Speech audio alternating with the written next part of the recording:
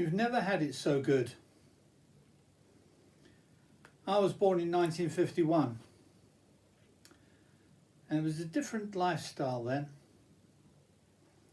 We didn't have so many clothes to wear. We used to have what they call Sunday best, which was a suit. And you would wear that at special times such as going to church or to weddings or whatever it is, or maybe someone's funeral, like my father.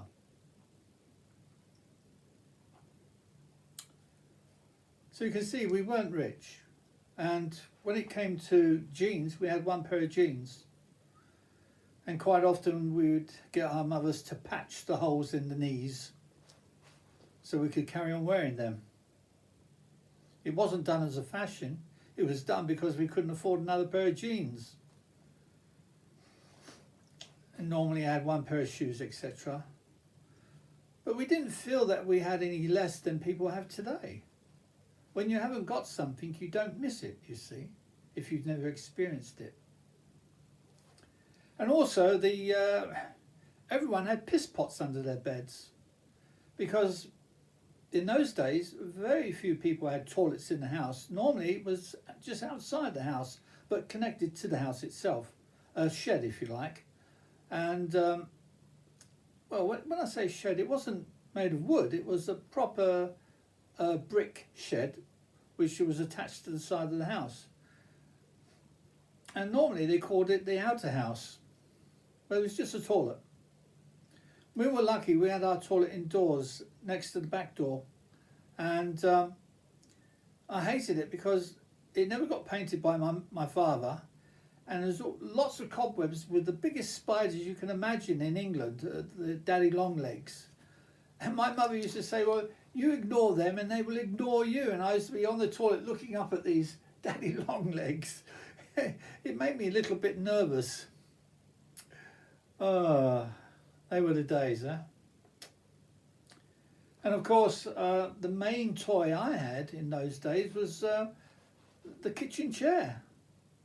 Kitchen chair used to become everything. It became a tank, a speedboat, anything I wanted, as long as I could imagine it. And the same for all the kids in those days. And mothers were really busy. They couldn't have another job, because just being a mother was a full-time job.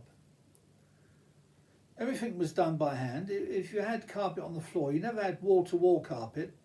So you would take the carpet off the floor, hang it up in the backyard over the line, and give it a good pounding with a thing that looked similar to a tennis racket.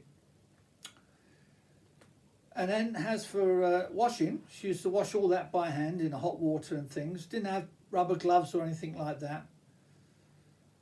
Then she had to put it through the mangle by hand, each one individually, to dry it out as much, well, get rid of the water as much as possible.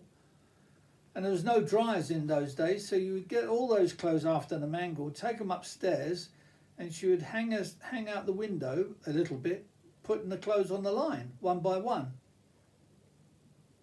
And then you would grab the top of the line and pull it, and the clothes would move further along, and then you put the next one on, and again pull it, and it would squeak as you're pulling it, and then you put the next item of clothing on, and that's how it went.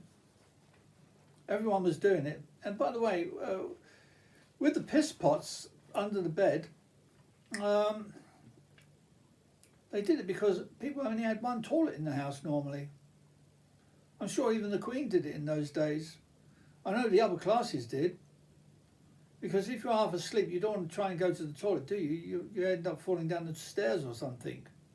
But yeah, even the upper classes, everyone had piss pots under the bed. You'd only go once a night anyway. So it wasn't a problem. There wasn't a problem of smell or anything. And of course, there wasn't text messages, no computers, so everyone did letter writing. I couldn't, because I couldn't read or write in those days. I was a dunce. And also I noticed today that the plates of food that people eat from in these cafes, they are plates that we would have for maybe 4 people at the table. So the plate would be in the middle with the food, and then we would take from that plate to put on our little plate. So that's why people are getting so fat these days. In my days, there wasn't any fat people around. Certainly not in my school. Everyone was slim, including myself. And the games we used to play, well, most of the games for boys, we was outside playing football most of the time. Girls might go and play netball, but most of the girls' things was, I don't know, you know, read. My sister spent all her time reading. She was a very intelligent girl. So she was reading from the age of 4. If not newspapers, books and things, and then drawing, colouring and things like that. Oh yeah, what I liked about those days was the phone boxes. You had to phone the person and you go and then do it again and then do it again, and you phone the number out, and then as soon as you get through, they would say hello or something, and then you press the coin button so it would take the coin down, and then you could start talking, you see.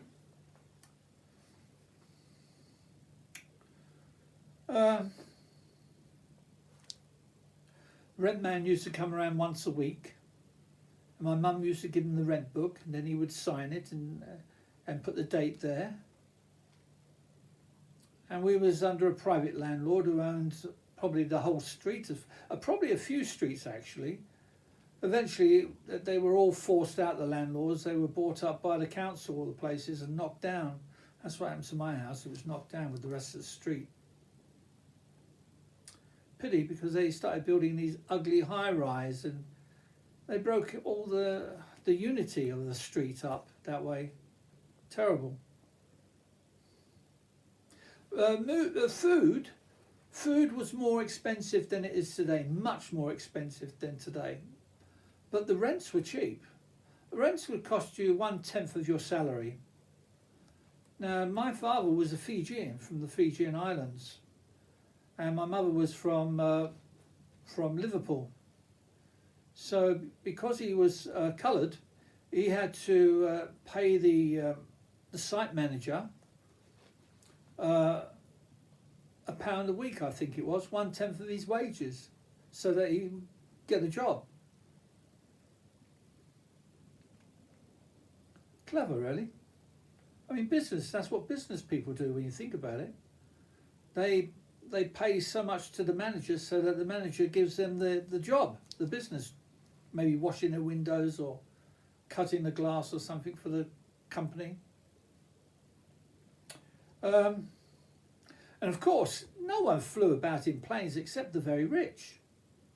And it would cost a fortune in those days to fly in a plane. Thousands of pounds. There was no such thing as, it was all first class basically.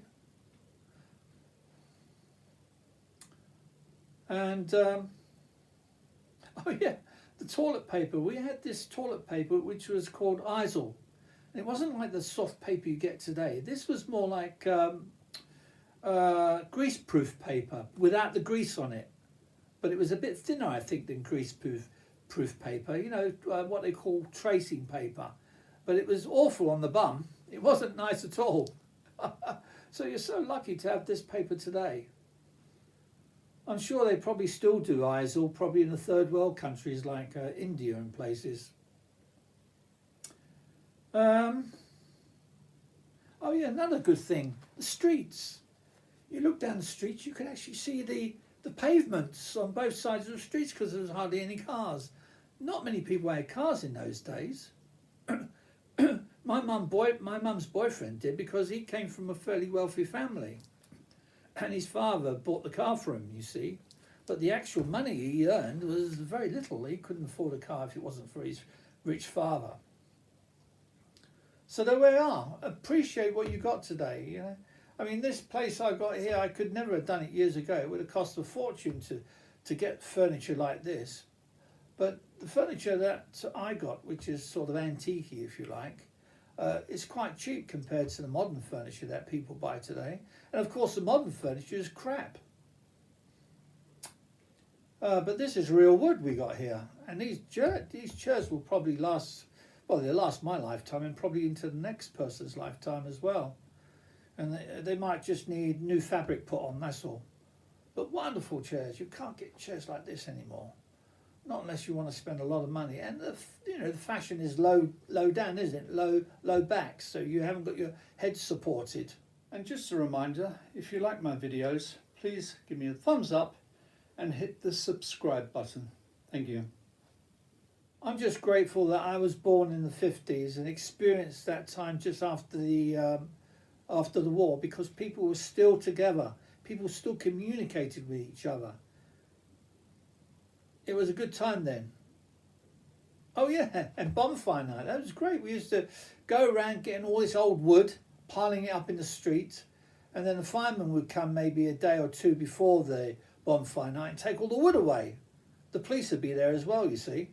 And so as soon as they take it away, we go out and get a load more wood, and we still have a bonfire, and all the streets had their bonfires going. It was great. You sit around a bonfire, and you children don't realise what we used to do in my days.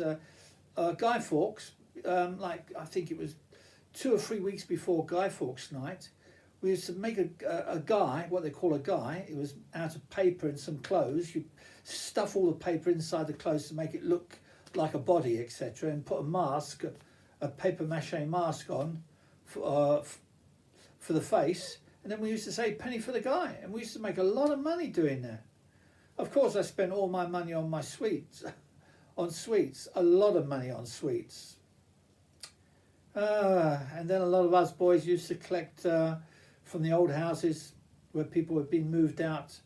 We used to collect all the lead pipes. We'd cut all the lead pipes out, take it by pram down to the ironmongers, who would give us, he would weigh it and give us quite a bit of money for it. We could get £5 or £10 for it in those days, which was a lot of money. Oh yeah, and also I nearly forgot to say, we used to take the bottles back when we was broke. You know, the Tizer bottles and lemonade bottles, and you get money on that. I can't remember how much it was, probably a penny a bottle or something. But yeah, you could take a load of bottles back and have enough to buy quite a lot of sweets. In those days, we used to be able to buy 2 ounces of sweets if we were poor. And if we had a quarter of a pound, that was a lot, you know.